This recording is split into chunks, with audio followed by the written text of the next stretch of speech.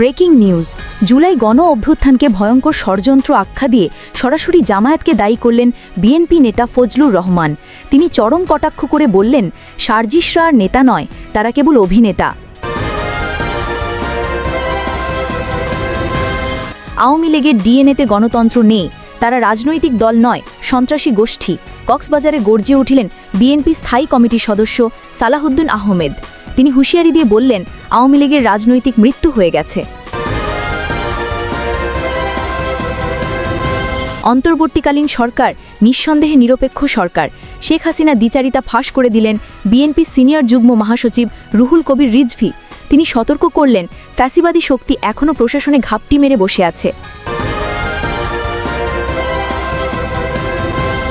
EC শুনানিতে তীব্র হট্টগোল। ব্রাহ্মণবাগিয়ার আসন সীমানা নিয়ে রুমিন ফারহানা গ্রুপ এবং এনসিপি নেতাদের মধ্যে হাতাহাতি ও উত্তপ্ত বাকবিতণ্ডা। কমিশনের ভেতরে গর্জে উঠল গণ্ডগোলের ঝড়।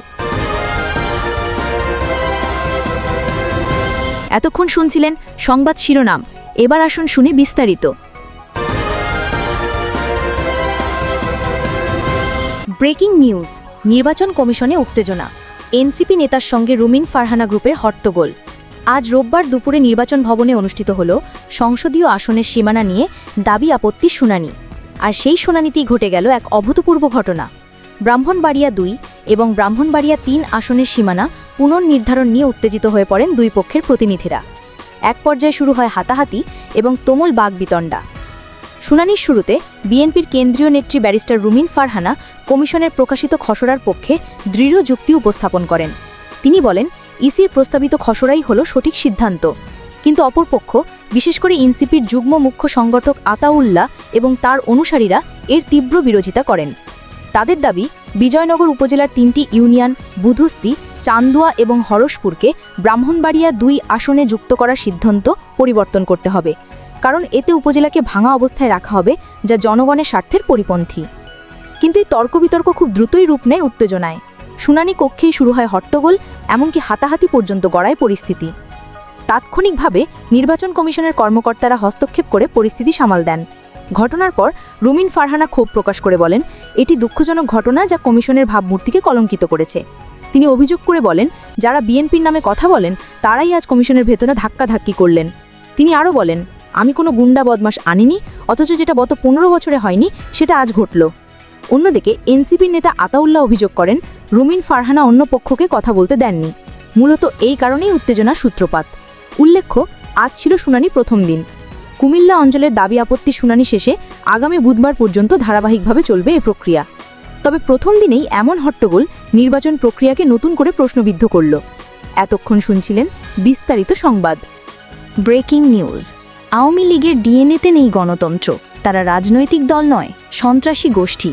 এমনই বিস্ফোরক মন্তব্য করলেন বিএনপির স্থায়ী কমিটির সদস্য সালাহুদ্দিন আহমদ। শনিবার কক্সবাজারের চক্রিয়া সরকারি কলেজ মাঠে উপজেলা বিএনপির দ্বিবার্ষিক সম্মেলন ও কাউন্সিলে প্রধান অতিথির বক্তব্য রাখতে গিয়ে তিনি একের পর এক অভিযোগ তোলেন ক্ষমতাসীন আওয়ামী লীগের বিরুদ্ধে। তিনি সরাসরি দাবি করেন, আওয়ামী লীগ আসলে কোনো রাজনৈতিক দল নয়, বরং একটি সন্ত্রাসী গোষ্ঠী। এই কারণেই সন্ত্রাস দমন আইনে তাদের নিষিদ্ধ করা হয়েছে। আর শেখ হাসিনা যেভাবে ভারতে পালিয়ে গেছেন তা প্রমাণ করেছে তিনি কোন দেশের লোক। সালাহুদ্দিন আহমদ বলেন, জাতিসংঘের মানবাধিকার কমিশনের রিপোর্টেই হাসিনা গণহত্যাকারী হিসেবে চিহ্নিত হয়েছেন। ফলে আওয়ামী লীগের রাজনৈতিক মৃত্যু ইতোমধ্যেই ঘটেছে। এই দল ও তাদের নেত্রীর আর বাংলাদেশে রাজনীতি করার কোনো অধিকার নেই। তিনি অভিযোগ করেন, শেখ হাসিনা পুরো দেশকে এক ভয়ঙ্কর কারাগারে পরিণত করেছিলেন। স্বাধীনতার 54 বছরেও এদেশে গণতন্ত্রের ফুল ফুটতে পারেনি, আর এর প্রধান কারণ হাসিনার একনায়কতন্ত্র। তিনি বলেন, ভুয়া নির্বাচন আর ভোট ডাকাতির মাধ্যমে দেশকে ধ্বংসের দ্বারপ্রান্তে ঠেলে দিয়েছেন শেখ হাসিনা। তিনি স্পষ্ট করে দেন, এই নির্বাচনী মৌসুমে মানুষ যাকে ভোট দেবে তাকেই নির্বাচিত করা হবে। সেই দলের হাতেই রাষ্ট্রের দায়িত্ব যাবে।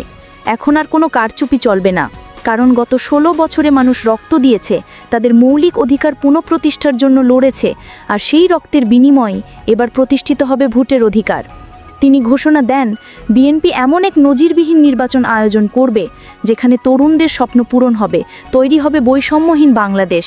এই সময় তিনি পিআর বা প্রপোর্শনাল রিপ্রেজেন্টেশন পদ্ধতির বিরোধিতা করে বলেন, যারা পিআর পদ্ধতির দাবি তুলছে তাদের উদ্দেশ্য ভিন্ন, আসলে তারা অন্য কোনো স্বার্থ হাসিল করতে চায়।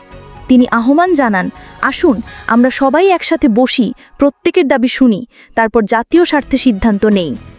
চকরিয়া উপজেলা বিএনপির আহ্বায়ক এনামুল হকের সভাপতিত্বে অনুষ্ঠিত এই সম্মেলনে বিশেষ অতিথি হিসেবে বক্তব্য রাখেন চট্টগ্রাম বিভাগের সহ সাংগঠনিক সম্পাদক ব্যারিস্টার মীর মোহাম্মদ হেলাল উদ্দিন, সাবেক এমপি অ্যাডভোকেট হাসিনা আহমদ, জেলা বিএনপির সভাপতি শাহজাহান চৌধুরী, সাধারণ সম্পাদক অ্যাডভোকেট শামীম আরা স্বপ্না, আরও অনেকে।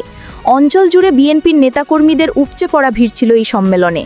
সালাহুদ্দিন আহমদের এই বক্তব্যে স্পষ্ট, বিএনপি আসন্ন নির্বাচনে কোনো আপোষ করবে না। আওয়ামী লীগকে সরাসরি সন্ত্রাসী গোষ্ঠী হিসেবে চিহ্নিত করে তিনি জানিয়ে দিলেন তাদের রাজনৈতিক ভবিষ্যৎ শেষ। এতক্ষণ শুনছিলেন বিস্তারিত সংবাদ।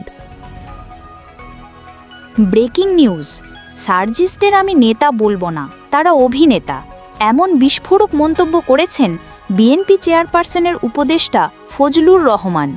সম্প্রতি একটি টক শোতে তিনি জুলাই মাসের গণ অভ্যুত্থানকে সরাসরি ষড়যন্ত্র আখ্যা দেন, আর এই ষড়যন্ত্রের নেপথ্যে দায়ী করেছেন জামায়াতে ইসলাম এবং তাদের সহযোগী সংগঠন ইসলামী ছাত্র শিবিরকে। তার ভাষায়, যারা 5ই আগস্টের ঘটনা ঘটিয়েছে তারা হলো কালো শক্তি, তাদের প্রকৃত পরিচয় হলো আল বদর আল শামসের উত্তরসূরি, আর যারা সার্জিস আলম হয়ে নিজেকে নেতা সাজাচ্ছে তারা আসলে কেবলই অভিনেতা। ফজলুর রহমান অভিযোগ করেন, জামায়াত দীর্ঘদিন ধরে দেশের রাজনৈতিক স্থিতিশীলতা নষ্ট করা ষড়যন্ত্র করে আসছে। তিনি আরও বলেন, এই শক্তির পেছনে রয়েছে আন্তর্জাতিক চক্রান্ত। এই ষড়যন্ত্রের বহিঃপ্রকাশেই তারা এমন এক শক্তি হয়ে দাঁড়িয়েছে যারা এখন অর্থবিত্ত, ক্ষমতা সব কিছু দখলে নিয়েছে। তার দাবি, সারা দেশের প্রশাসন, এসিল্যান্ড, ইউএনও থেকে শুরু করে সচিবালয়, পুলিশ, এমনকি বিশ্ববিদ্যালয়ের ছাত্র সংগঠন পর্যন্ত সবখানে তাদের প্রভাব বিস্তার করেছে Jamaat. Bangladesh bank, share market, হাসপাতাল, ব্যবসা প্রতিষ্ঠান কোনো ক্ষেত্রেই বাকি নেই।